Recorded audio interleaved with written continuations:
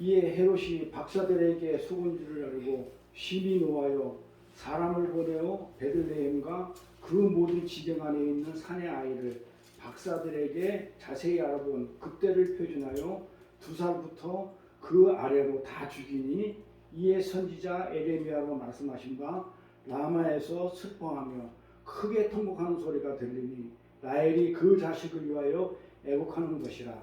그가 자식이 없으므로 위로받기를 거절하였다 함이 이루어졌느니라. 아멘. 말씀 제목은요, 오직 예수로만 위로를 받는 교회. 네, 교회 우리입니다. 성도들.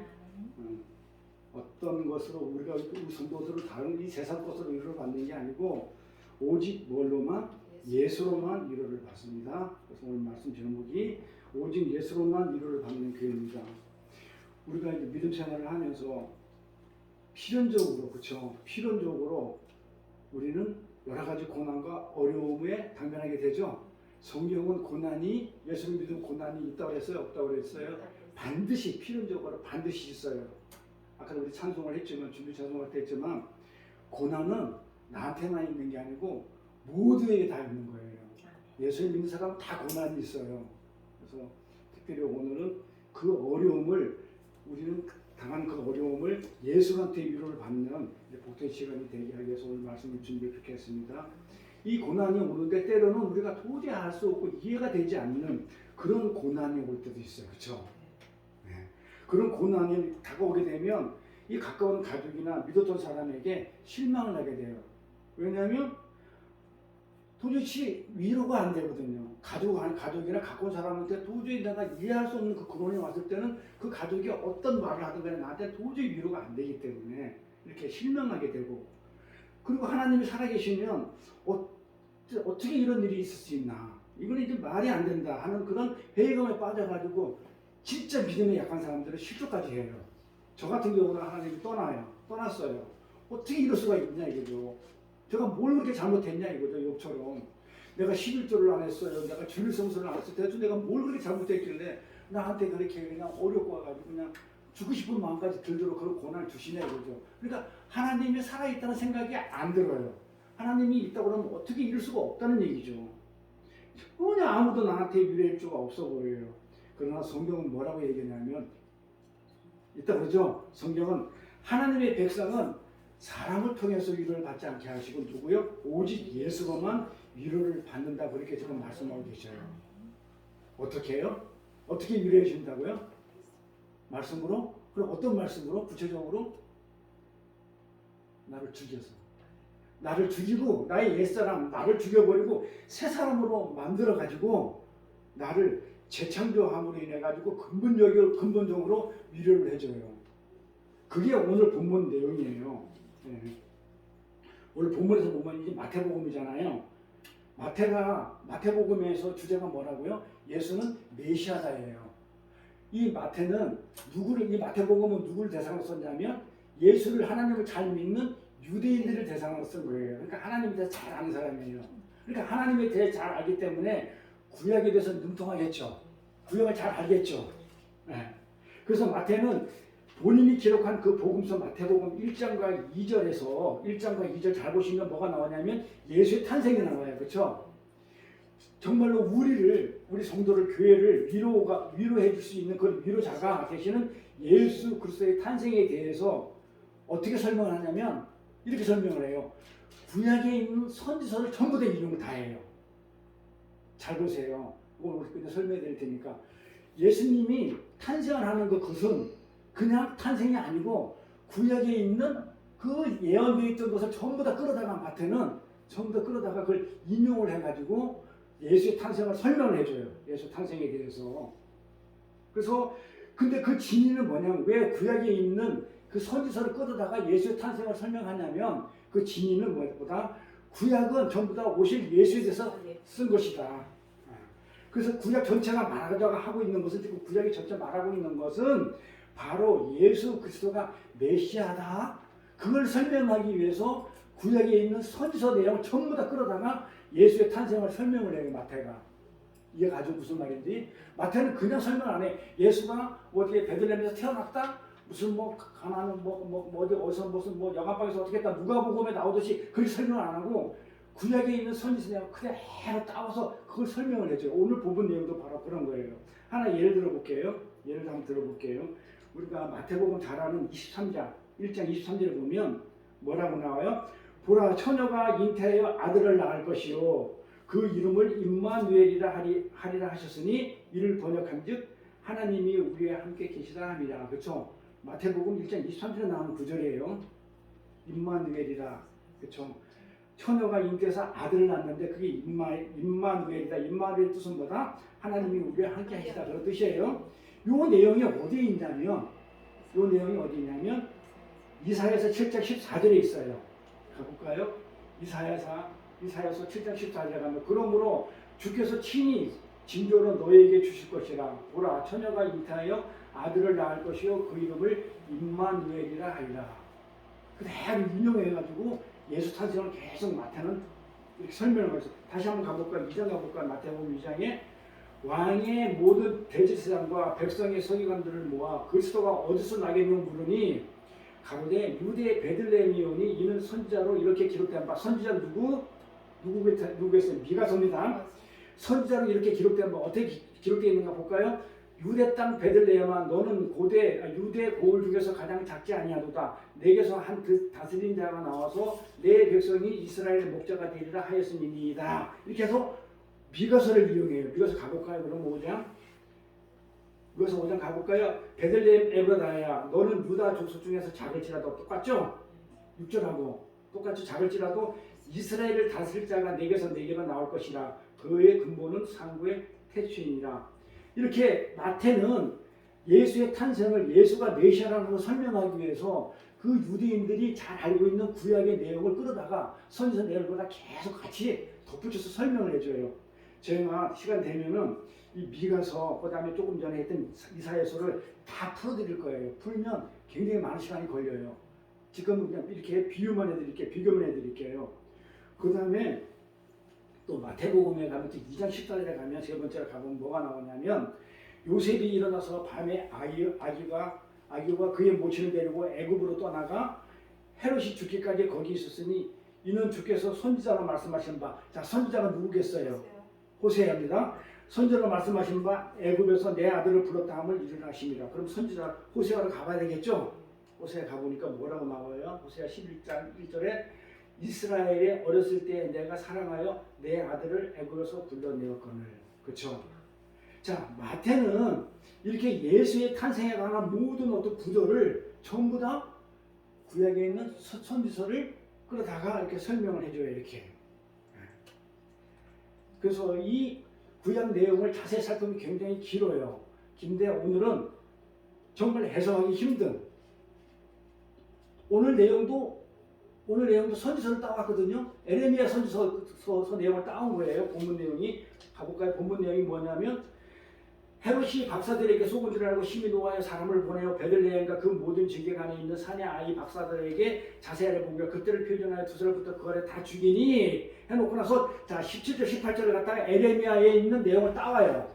어떻게? 이에 선지자 에레미야로 말씀하신 바 라마에서 슬퍼하며 크게 통곡하는 소리가 들리니 라헬이 그 자식을 위하여 애국하는 것이라. 그가 자식이 없으므로 유로받기를 거절하였도다 함을 이루어졌느니라. 이게 무슨 말 같아요? 어렵지 않아요? 알아요. 두 사람을 다 죽여버리는데 이 두 사람 죽이는 그 내용이 에레미야 선지자가 얘기한 그 위로받기를 거절하였다는 것을 이르기 위해서 두 살 미만의 아이를 다 죽여버리는 내용이래요. 이게 무슨 말 같아요? 어렵죠? 아니 그냥 이어져 있는 내용이 마태복음 2장 16절 18절 16, 17, 18 쭉 이어져 있는 내용인데 요렇게 두 살부터 그 아래 있는 애기를 다 죽여버렸을 때 죽어버린 이유는 선지자 에레미야가 얘기한 그 라헬이 위로받기를 거절했다는 것을 이루어지게 하기 위해서 그렇대요. 이게 무슨 말이에요? 어렵지 않아요? 라헬이 위로받는 걸 거절했대. 우리가 어렵고 고난받고 힘이 들 때 우리가 누구의 위로도 안 되는 거야. 아니 자식이 죽었는데 어떤 게 위로가 되겠냐 이 말이에요. 그러니까 거절했다는 것을 이루기 위해서 2살 미만 아이를 다 죽여버렸다는 거예요. 이게 뭔 말이냐고요 이게. 성경 많이 읽었잖아요. 예수의 탄생에 대해서 우리가 성탄절 되면 이런 거 많이 하잖아요. 동방박사 얘기도 많이 하고. 예수님께서 태어나던 밤에 별 하나가 동방박사들 눈에 띄죠. 그렇죠? 그래가지고 동방박사들은 그 이방 종교죠. 이방 종교 다른 종교예요. 저기 어디냐면 이란이나 이라크 쪽이기 때문에 걔네들은 무슨 뭐 힌두교나 지금 이슬람 그런 또 다른 종교에 있는 그런 점성술사예요. 하늘의 별을 보고 점치는 이런 점성술사들인데 그들은 다른 교도 이교도들이지만 하나님께서 하나님을 계시하기 위해서 그들을 사용한 거예요. 그들 눈에 띄게 한 거예요. 그 별을. 그래서 그들은 그 별이 왕의 탄생임을 알았어요.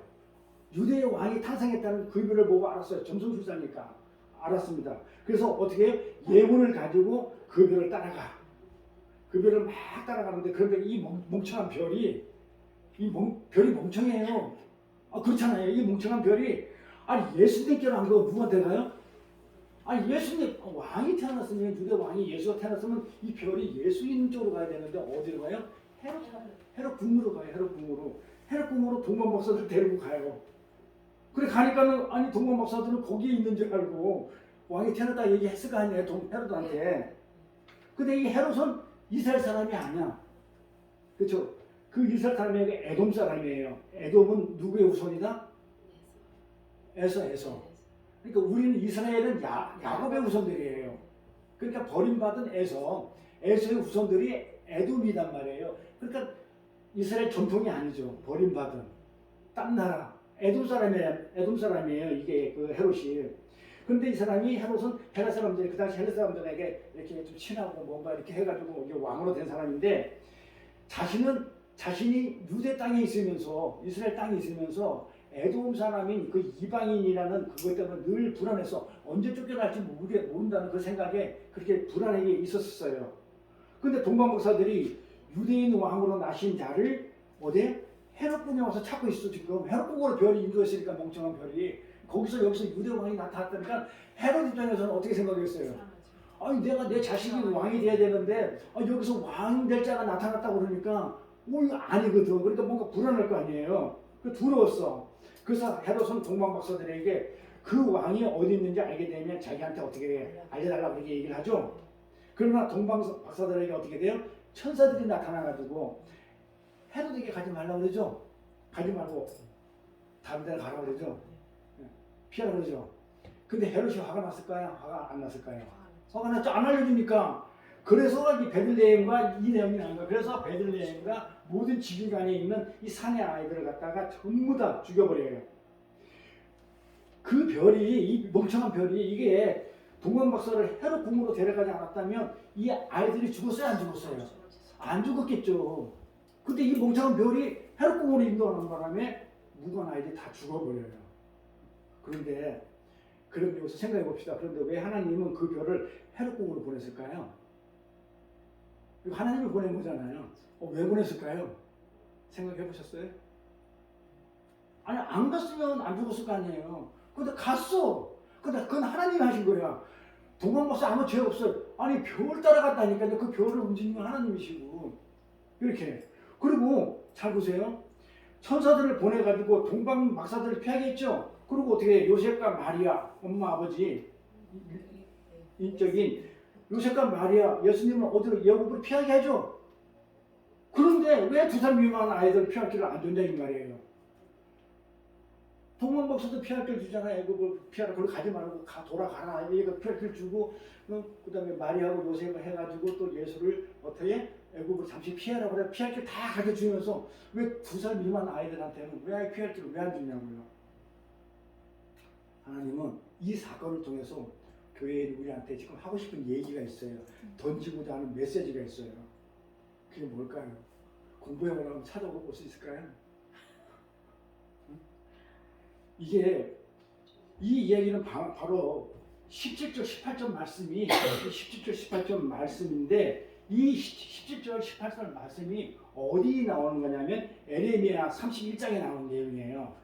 그러면 이 에레미야에 대해서 좀 알아야 돼요. 자, 그럼 이 내용을 좀 알아야 돼요. 이 내용을 알면은 왜 죽였는지, 하나님 왜 2살 미만의 아이를 다 죽여야 했는지를 갖다가 우리가 알겠죠? 이 내용이 요 비유로 나왔으니까, 요걸 인용했으니까, 에레미야를.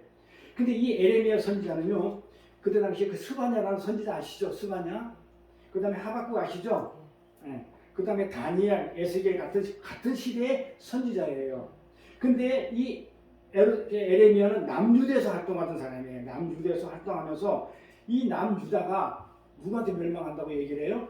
바벨론한테 멸망할 것을 지금 예언하고 있어요. 자, 남유다는 바벨론한테 망한다고 그렇게 예언을 했었단 말이에요. 그러면서 남유다한테 뭐라고 얘기냐면 바벨론한테 항복하라고 그렇게 권유를 해요. 가서 이 남유다는 사람 선지자인데 하나님의 내가 그걸 계시를 보니까 이 하나님의 계시를 보니까 우리나라는 바벨론한테 망합니다. 망하니 얼른 항복합시다 그래. 그러니까는 이 남유다 사람들이 이 에레미야를 그냥 두겠어요? 안 두겠어요? 항복하라고 그러니까. 그래서 이제 매국노라는 누명을 쓰고 동족들로부터 심한 핍박을 받아요. 근데 에레미야는 하나님이 시킨 대로 한 것뿐이에요. 선지자니까 하나님의 그런 계시를 보여줘가지고 내가 너희 종족들을 내가 남유다를 갖다가 내가 바벨론의 포로로 만들겠다고 했기 때문에 그대로 전한 것뿐인데, 그러니까 항복하라고 한 것뿐인데 같은 동족들한테 엄청난 핍박을 받아요. 이렇게. 그래서 이 에레미야는 늘 울고 다녔어요. 늘. 저는 이 영화를 봤는데 시간 남으면 이 영화 제가 한번 틀어드릴게요. 그래서 눈물의 에레미야라고 해요. 눈물의 에레미야. 눈물의 선지자 에레미야. 그래서 에레미야가 선지자가 전하는 본래의 뜻은 어떤 거냐면 이 정치적으로, 군사적으로, 어떤 민족적으로 그 바벨론한테 항복하라는 것이 아니고 뭐였냐면 하나님께서 너희들이 지금 불순종하고 있기 때문에 바벨론을 통해서 지금 때리겠다는 거예요. 내가 때릴 테니 너희들은 얼른 죄를 회개하고 하나님의 꾸지람과 그 매를 순순히 맞으라는 거예요. 그러니까 진짜 항복하라는 게 아니고 그 바벨론을 통해 가지고 너희를 때리니까 왜 바벨론에 우리가 포로가 되지, 왜 바벨론에 우리를 침범해 가지고 왜 우리를 못 살게 굴지? 그러면 그 바벨론을 보지 말고 그 바벨론 너머에 있는 그 하나님을 보면서 왜 바벨론을 통해서 나를 지금 하나님 내가 어떤 문제가 있으니까 나를 지금 때리고 지금 회개시키는 그런 거구나라는 것을 알아먹으라고, 그 꾸지람을 매를 순순히 받으라고 그렇게 얘기한 것뿐인데 알아들어요? 못 알아들어요? 못 알아듣고 누구를 원망하고 바벨론한테 내가 왜 행복해야 돼? 그 원수 같은 놈한테 하면서 계속 그 눈에 보이는 것만 보더라 이 말이에요. 자꾸. 그래서 이스라엘 사람들이, 남유다 사람들이 이 에레미야 선지자를 그렇게 핍박을 하고 그렇게 못 살게 굴었어요. 그러면 에레미야서 가볼게요. 한번 봅시다. 그럼 에레미야서 뭐라고 나오는지. 자, 나 여호와가 이같이 말하노라. 라마에서 슬퍼하는 통곡하는 소리가 들리니 라헬이 그 자식을 위하여 애국하는 것이라. 그가 자식이 없으므로 위로받기를 거절하였도다. 좀 전에 본문 내용은 똑같죠? 17절 18절 똑같죠? 이렇게 인용한 거예요. 그러고 나서 16절 17절 보니까 나 여호와가 이같이 말하노라. 내 소리를 금하여 울지 말라 그러죠. 라헬한테 지금 울지 말라 그러죠. 애국한다 그래. 창자가 끊어지도록 울고 있는데 울지 말며 내 눈을 금하여 눈물을 흘리지 마. 울지 말고 눈물을 그만 흘려. 내 일에 갚음이 받을 것인지 내 일에 네가 하는 일에 갚음을 받을 거야. 왜? 바벨론의 포로가 됐지만 끌려가가지고 지금 그래 됐지만 다시 돌아올 거야 라는 이 갚음이에요. 갚음을 받을 것인지, 즉 그들이 그 대적의 땅에서 돌아온다는 거예요. 울지 마. 지금은 에레미야 선지자 이것처럼 항복을 해가지고 지금 그 사람들이 포로가 돼가지고 노예 생활을 살지만 그거 가지고 울지 말고 있어. 그건 하나님이 하신 거야. 내가 그 바벨론을 통해서 내가 때리고 시험한 건데 그것 때문에 울지 마. 내가 너를 어떻게 하겠다고? 땅에서 돌아가게 만들겠다는 거예요. 여호와의 말이라. 나 여호와가 말하노라. 너의 최후의 소망이 있을 것이다. 소망이 있대. 너희 자녀가 자기들의 경대로 돌아오라. 자, 여기가 자식이 없다고 그랬어요. 자식이 없는데 자식이 돌아온다는 거예요.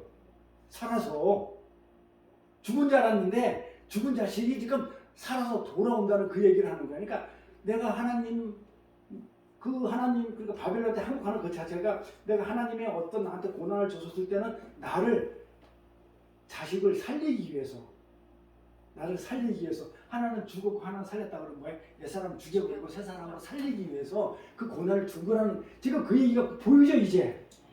근데 그걸 이렇게 설명 안 해줬을 때는 그 내용이 전혀 안 보여요. 그런데 보니까 여기서 죽었단 말이야. 15절에 죽었는데 17절에서 살아. 자식이 살아 돌아와. 그러면 죽었더니 살아 돌아왔다는 건 뭐예요? 나의 옛 사람은 죽어버렸고 새 사람으로 거듭난 사람이 하나님한테 돌아오는 거. 그때는 내가 있어요 없어요? 바벨론 포로가 안 된다는 거예요. 그렇죠? 그래서 아까 제가 저도 얘기했던 게 하나님이 어떻게 예수가 어떻게 우리를 위로해준다? 옛사람을 죽여버리고 죽는 그 자체가 고난이고 새 사람으로 재창조해주겠다. 그래서 위로를 해주는 것이 그래 근본적인 위로가 되지 순간적으로 사람이 뭐 이렇게 얘기하는 것은 순간적이고 땜빵뿐이 안 되잖아요. 진정한 위로가 안 되잖아요. 문제 해결책이 안 되잖아요. 응? 그래서 이 내용이 지금 나오는 거예요. 그래서 에레미야 30절에서 33절까지 쭉 보면요. 이스라엘이 지금은 하나님한테 지금 매를 맞고 있어요. 바벨론 포로로 끌려갔어. 매를 맞고 시험 당하고 고난 받고 있지만 멸망까지는 당하지 않고 회복될 거라는 거예요. 그걸 지금 얘기하는 거예요. 그래서 지금 이 마태복음에다가 이 에레미야 선지자 얘기를 이 구절을 이 15절 구절을 왜 이 난해한 구절을 적어놨냐면 이 메시아가 뭘로 왔다? 지금 예수가 지금 태어난 걸 얘기하잖아요. 그러니까 마태가 지금 예수의 탄생을 얘기하면서 지금 이 구절을 지금 집어넣었잖아요. 이 구절 지금 에레미야 이 구절을 그러면 이 구절을 집어넣었다는 얘기는 뭐예요? 너희들이 지금 핍박을 받고 있지만은 그 예수가 메시아가 너희들을 어떻게 하겠다고요? 구원하겠다는 게 이제 구원 얘기를 하고 있는 거예요. 근데 문자로 보면 절대 그렇게 안 읽어지죠. 그 우리는 이 땅에 문자로 보면은요 이게 너무 어렵고 힘들어요. 근데 하늘나라로 읽어버리니까 구원 얘기가 금방 나오죠. 예수가 지금 태어났는데 이 태어난 것은 메시아야. 너희들이 그렇게 죄를 짓고 그렇게 했지만 하나님이 택한 백성 너희들은 이 예수가 너희를 구원해가지고 데리고 돌아와. 걱정하지 마. 라는 내용이에요. 이게 지금 에레미야서에 있었는데 이때 당시에는 예수가 누군지 모르기 때문에 이 말이 어려워. 근데 이제 마태는 신약에 예수가 태어난 그 시기이기 때문에 요거를 설명해주면 구약에 있는 사람들은 다 알아들을 거라 생각하고 한 거예요. 이게 무슨 말인지 알죠? 그러니까 이렇게 난해했던 어떤 문제가 어렵다고 해석하기 힘들었던 이런 부분이 해석이 되죠. 왜 그런 부분을 갖다 끼워넣었을까? 아까처럼 뭐 임마누엘이라는 거 임마누엘을 갖다가 왜 선지자들이 계속 끌어놨냐면 예수가 너희들을 구해줄 메시아야. 이거를 강조하기 위해서 구약의 선지자 내용을 계속 끌어당겼던 거예요. 그래서 이 마태복음에서 인용된 에레미야 31장 15절, 요 15절, 요 15절, 요거 에레미야 마태복음에서 인용했잖아요. 에레미야 15절 내용을 이런 내용을 예수가 메시아라는 이런 전체 내용을 담고 있는 거예요.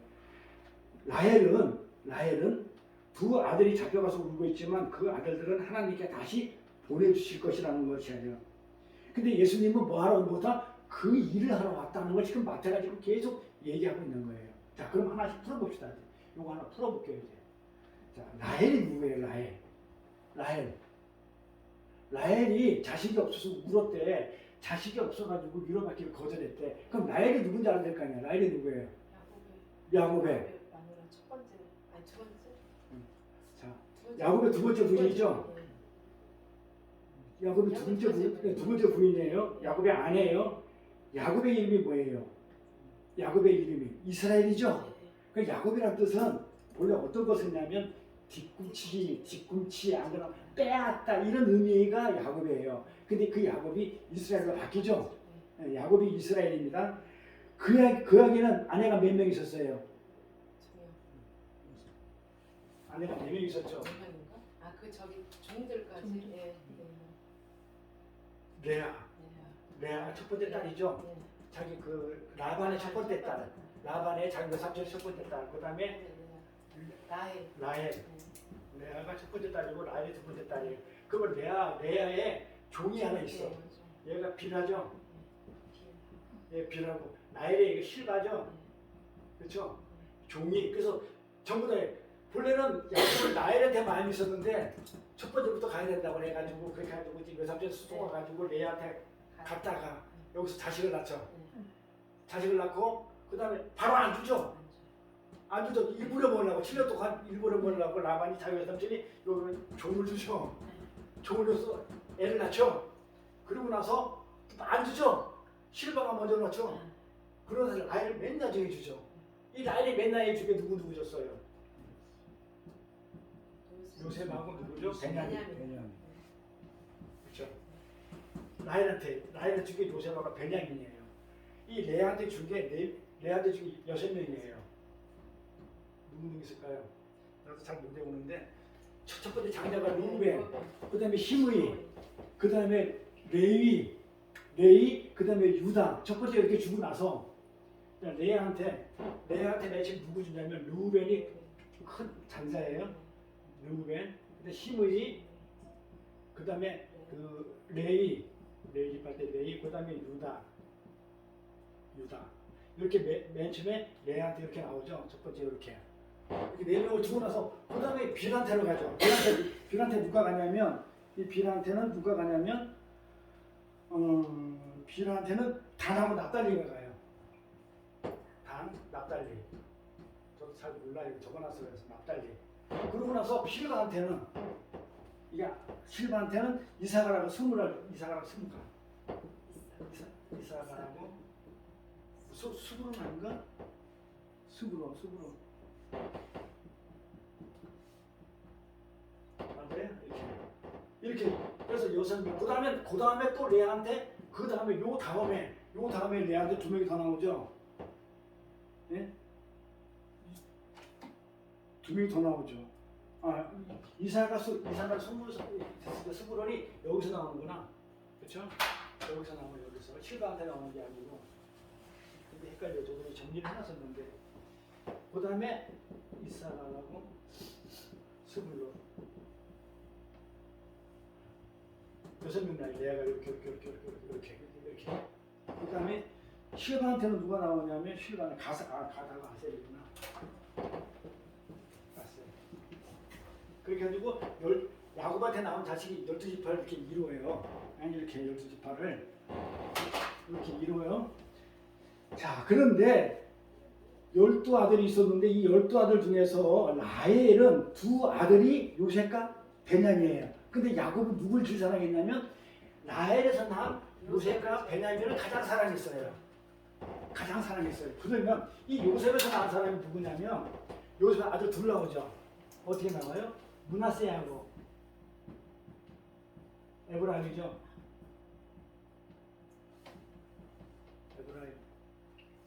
에브라임 이렇게 나오죠. 자, 근데 이 에브라임은 북이스라엘의 최대 지파죠. 그러니까 북이스라엘 얘기하면 에브라임을 얘기를 해요. 네? 그러면 이 베냐민은 남쪽에 있어요. 유다하고 같은 베냐민 족속하고 유다 족속하고 같이 남유대를 이루어요. 10지파는 전부 다 어디예요? 10지파는 베냐민하고 유다 빼놓고 남유다고 나머지 전부 다 10지파는 북이스라엘 지파로 나눠지단 말이에요. 솔로몬 이후에. 그래서 베냐민은 남쪽을 얘기하고 남쪽의 유다 편을 얘기하고 에브라임은 뭘 얘기하면 북쪽을 얘기해요. 그럼 이게 누구 아들이라고? 라헬의 자식들이야. 라헬의 자식이 베냐민이죠. 라헬의 자식이 요셉인데 그 중에서 장자가 에브라임이죠. 그러니까 에브라임과 베냐민 하면은 북쪽과 남쪽 전체가 합쳐가지고 전체 이스라엘 얘기하는 거예요. 지금 NM에서 지금 그 얘기를 하고 있는 거예요. 근데 그 베냐민이라는 게 남쪽이라는 거 있었는데 그 남쪽은 어디 나오느냐? 네? 여기 보면 나의 여호와가 말하노라 라헬이 그 자식을 위하여 라헬의 자식은 요셉과 베냐민이에요. 그렇죠? 베냐민을 위하여 애국한다고요. 자식이 없다는 건 죽었다는 얘기죠. 베냐민 요셉 그래서 이제 에브라임과 베냐민 죽었다는데 이 라마가 왜 라마라는 지명 이름인데 이 라마는 뭐냐면 베냐민 지파의 성읍이에요. 그래서 베냐민이에요. 이 라마는 베냐민 지파의 성읍이에요. 그래서 에브라임이라 그러면 북이스라엘 전체를 가리키는 말이었고 이스라엘 전체를 가리켜서 에브라임이라고 이렇게 부르기도 했어요. 그래서 라헬은 두 아들이라고 하면 이스라엘을 얘기 다 하는 거잖아요. 라헬의 두 아들 그러면 이스라엘 전체를 얘기하는 거예요. 그러니까 이렇게 표현을 한 것뿐이지 라헬 그러면 라헬은 산 어머니 집하다 산 어머니다는 건 라헬은 어머니가 이스라엘 어머니예요. 이스라엘의 어머니 이렇게 얘기를 하는 거예요. 이렇게 그 이스라엘 말하는 거예요. 그럼 시작으로 말하면 이스라엘이 누구예요? 우리가 이스라엘이라고 그러잖아요. 신약에서 우리가 이스라엘이에요. 우리가. 그러니까 우리는 누구의 아들 그러면 라헬의 아들이라는 거예요. 라헬의 아들 두 아들이 베냐민하고 요셉인데 이 아들이 다 죽었어. 에브라임도 죽고 베냐민도 다 죽었어. 왜? 포로로 끌려가가지고 라마가 포로로 남유다가 멸망하잖아요. 멸망하면서 다 끌려서 다 죽어버려. 그래서 아들이 없어진 거예요. 에레미야의 이 내용은요. 이스라엘을 라헬의 두 아들로 의인화해가지고 이스라엘을 아들로 사람의 형처로 의인화해가지고 하나님의 구속 사건을 얘기하는 거예요. 다 죽었는데 어떻게 그래서 위로밖에 뭘로도 위로가 안 되는데 살아서 돌아오게끔 하는 그 메시아가 예수다라는 것을 이제 구속 사건을 이제 설명하고 있는 거예요. 그래서 라헬은 자신의 두 아들을 저쪽에 바벨론에 붙들려 가가지고 죽은 줄 알고 통곡을 하고 있지만 하나님께서는 그들을 살려서 돌려보내실 거라는 거예요.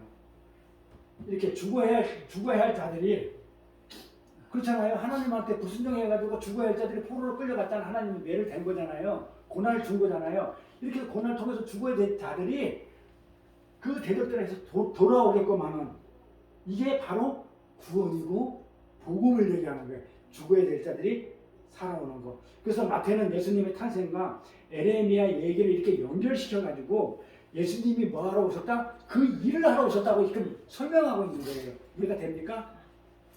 예수님이 탄생을 에레미야 이 얘기하고 연결시킨 것은 예수님이 탄생했다는 얘기는 이 땅에 오셨다는 얘기는 이 일을 하러 오셨다. 죽은 자를 살려주러 오셨다라는 것을 지금 얘기하고 싶어가지고 이 대목을 끌어 당긴 거예요.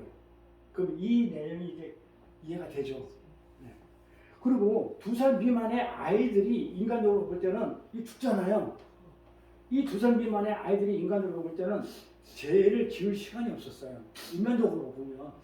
그쵸? 응애응애거리고 젖만 먹었을 때 죄 지을 시간이 있었나? 누굴 괴롭히고 뭘 훔치 그럴 시간이 없었다고 인간적으로 보면. 그런데 어떻게 해요? 죽었죠? 2살 미만의 아이가 죽어요. 응? 죽음은 왜 온다고 그랬어요? 무엇 때문에 죽음이 와요? 네? 죄 때문에 온다고 그랬죠. 죄에 있어서 사망이니까. 죄의 결과는 사망이니까. 죄의 결과로 오는 거예요. 그래서 사람이 죽는다는 것은 전부 다 죄 때문에 오는 거예요. 만약에 그 아담이 그 선악과라든지 불순종의 죄를 안 졌으면 우리는 영원히 살 수도 있었을 건지 몰라요. 모르지만 어쨌든 간에 사람이 죽는다는 건 죄의 결과로 오는 거고 즉 사람이 태어날 때부터 뭐라고요? 죄인이라는 거예요. 어린아이가 죽었다는 얘기는 죄를 우리가 말하는 그런 이상의 죄 아니에요. 그럼 안 죽어야지. 죄 때문에 죽는 거니까. 그러니까 어떻게 애는 죄 질 시간이 없었다? 그럼 죽었다? 그런 건 아니잖아. 그러니까 뭐야? 본래부터 사람이 태어날 때부터 죄인이라는 거예요. 죄인이라는 거. 그게 로마서에 잘 나와 있어요. 로마서 가볼까요? 이름으로 한 사람으로 아담이 한 사람으로 말미암아 죄가 세상에 들어오고 죄로 말미암아 사망이 왔다고 그러죠. 죄 때문에 사망이 온 거지.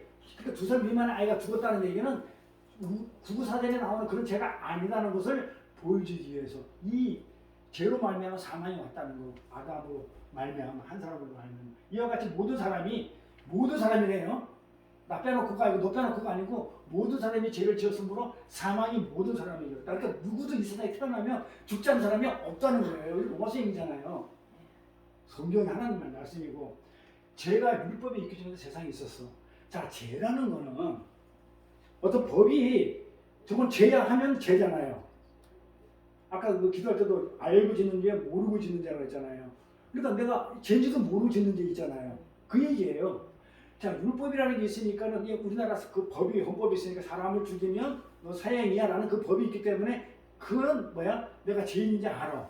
근데 그 법이 없었을 때 아담 시대 때 율법이 없었어요. 언제 율법이 있냐? 모세 때 줬어요. 그래서 모세까지, 아담부터 모세까지. 그러니까 모세 때 율법을 줘요. 법을 줘요. 그러니까 모세 이전에는 법이 없었어요. 그런데 없었어도, 율법이 없었어도 아담부터 죄가 있었다는 거예요. 그 얘기라는 거예요.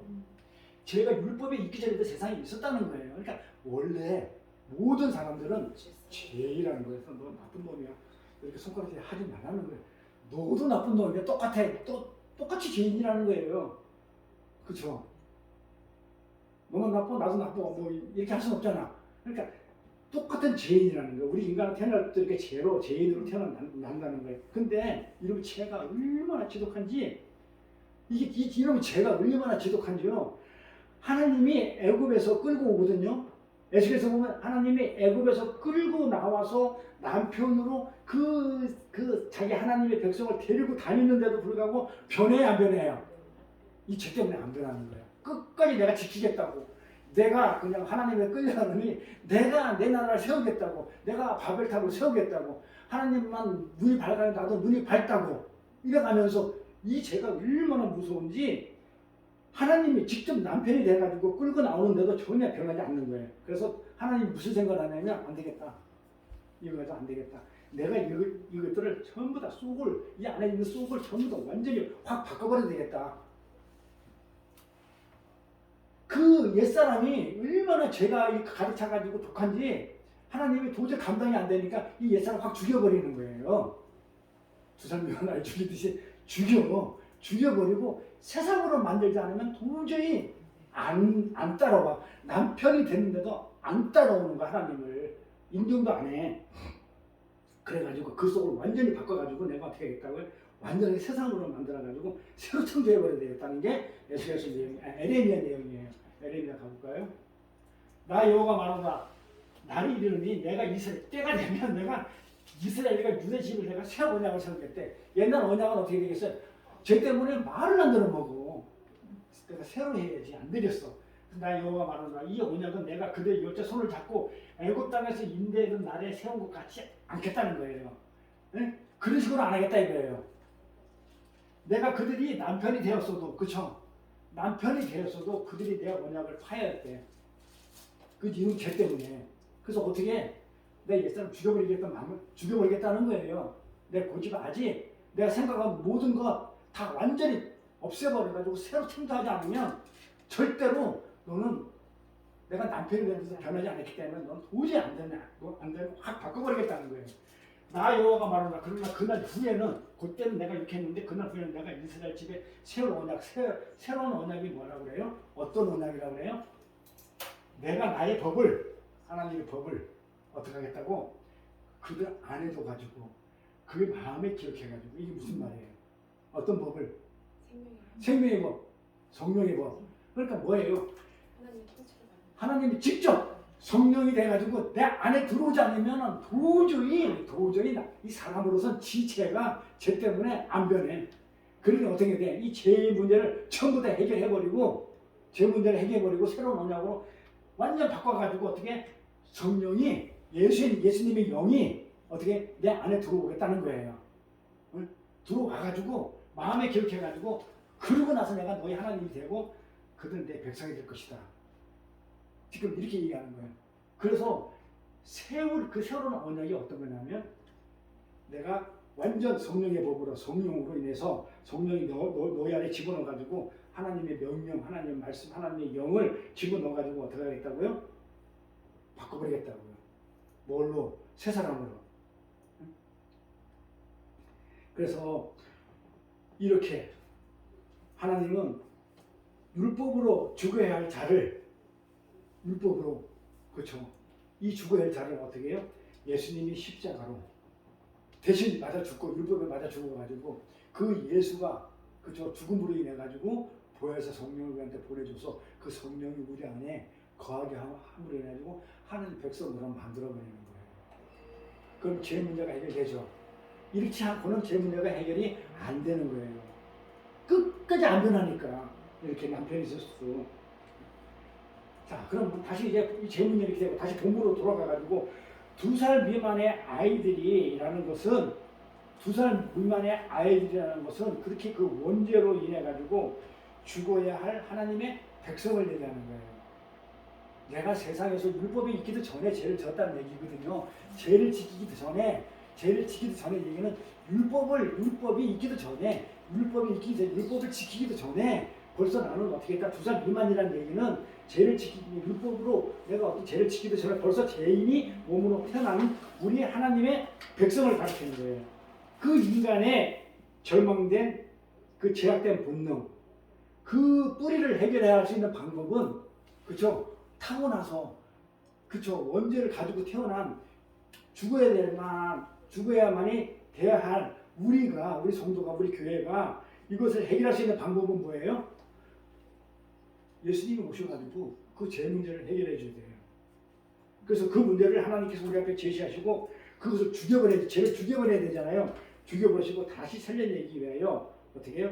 예수님이 이 땅에 온 것이라는 것을 지금 마태는 2살 미만의 아이가 죽는 걸 가지고 좀 설명을 하고 있는 거예요. 2살 미만이라고 이렇게 얘기한 게 그래서 하나님이 일부러 2살 미만의 아이가 죽게끔 한 것은 너희들은 본래 원죄를 타고났어. 죄질 시간도 없었는데 타고났어. 그러니 너희들은 어떻게 돼? 이 죄 문제를 그런 걸로는 해결이 안 돼. 안 되니 어떻게 해? 예수가 오셔가지고 죄 문제를 해결을 하고 너희 안에 성령의 새로운 법, 그렇죠? 그 법을 집어넣어가지고 하나님 백성을 만들어서 다시 살려내겠다. 그러면 우리는 2살 미만의 아이가 죽는 걸 보면서 무슨 생각을 하게 되겠어요? 어떤 생각을 하게 되겠어요? 나는 진짜 죄인으로서 어떻게 할 수 없는 그런 인간이구나. 우리 인간은 도저히 어떤 방법으로서 우리가 죄에서 내가 죄를 안 지내도 죽으니까 죄 때문에. 그러니까 우리는 어떤 방법으로 어떤 수단과 방법으로 내가 해결할 수 있는 방법이 아닌 우리는 정말 아무것도 아닌 그런 존재구라는 것을 어떻게 해요? 아는 것. 그러니까 2살 미만의 아이가 죽었다 그러니까 불쌍하다. 왜 하나님은 뭔 죄가 있다고 이 별을 갖다가 이놈의 못된 별이 멍청한 별이 글러가가지고 2살 먹은 아이가 죽게끔 만들었냐 이렇게 읽으면 안 된다는 거예요. 성경을 보면서 아씨 멍청하네 이 별.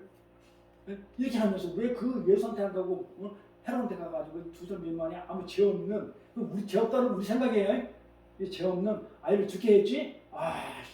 이렇게 읽는 게 아니고 2살 미만의 아이가 죽었다 이렇게 얘기할 때는 나를 보는 거예요. 성경 전부 다 내 얘기니까 다 내 얘기니까 나를 보면서 나야말로 죄를 안 지었음에도 불구하고 억울한데도 내가 죽는구나. 본래가 죄인이구나 라는 알아먹으라는 거예요.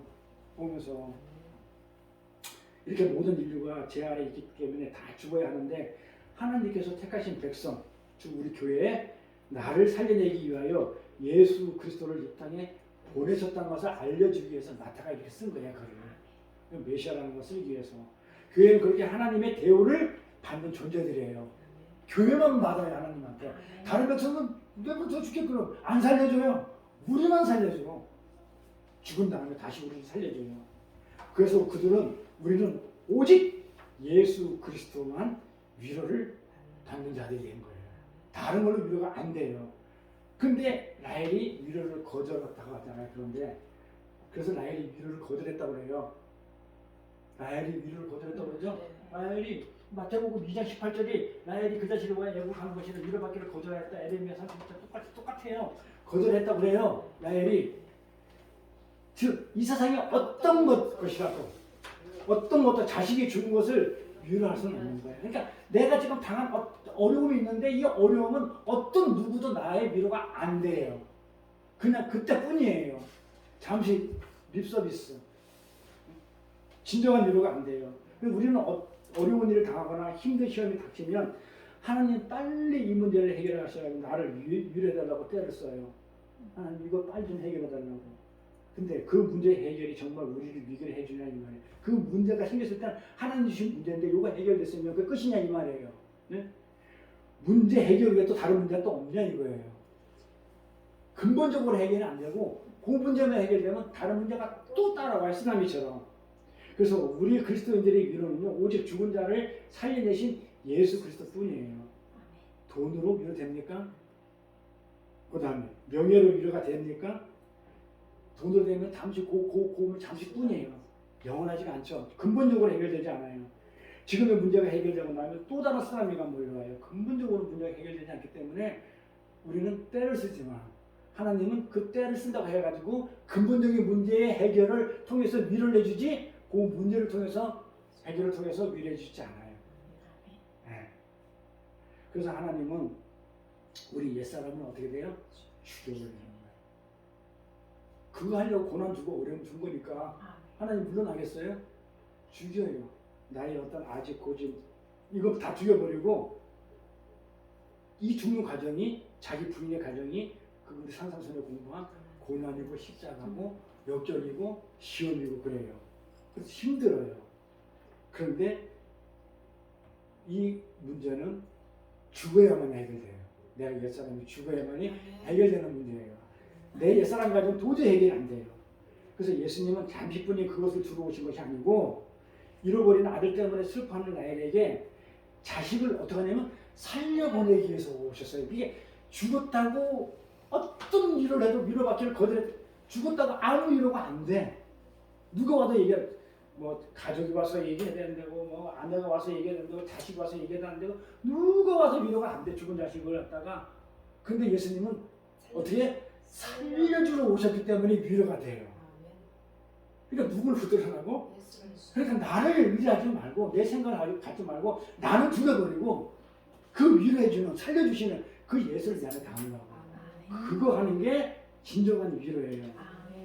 하나님 아버지와 하나님의 자녀들이 화목하기 위해서 우리의 죄를 도말하시고 우리에게 의의 희롯을 입히시고 살려내시기 위해서 오신 그 예수를 우리는 내 안에 담으면 그 예수를 근데 그 예수가 뭐라고 그랬어요? 말씀이라고 그랬죠. 예수가 말씀이니까 그러니까 말씀을 알아야 돼 몰라야 돼. 그러니까 말씀을 담고 있으면 그 예수를 안고 있으면 어떻게 된다? 위로가 돼요. 그래서 뭐가 위로가 되냐면 오직 예수로만 오직 말씀으로만 다른 걸 위로 안 돼요. 말씀으로 해결이 돼요. 그것이 우리 그리스도인의 유일한 위로인 것이에요. 그러니까 다른 곳에서 위로를 찾지 마시고 오직 우리 주 예수 그리스도 안에 있는 그 구원의 복된 소식이 우리 모두의 위로가 된다는 것을 우리는 잊으면 안 돼요. 그래서 하나님은 우리 교회에게 그 구원의 복된 소식을 설명해 주기 위해서 내가 널 살려주기로 왔다. 구해주기로 왔다 하기 위해서 별을 헤롯궁으로 보내가지고 헤롯을 동원하고 아기들을 죽게 놔두신 거예요. 이 가족, 이 아이가 왜 죽었는지 원죄라는 걸 알으라고. 이런 사실을 깨달은 우리는 예수 탄생, 예수가 이 땅에 오신 것 의미를 깊이 새겨가지고 수시로 매분 매초 예수 탄생으로 말미암아 이 구원받은 사실에 감격으로 복된 나를 이렇게 살아가야 돼요. 그게 천국이고 그게 자유예요. 그래서 그런 날을 살아가는 저와 여러분이 되시길 주의 이름으로 축원드립니다. 네, 기도합니다. 태어날 때부터 죄인의 모습으로 죽을 수밖에 없는 저희들을 위하여 하나님의 독생자를 이 땅에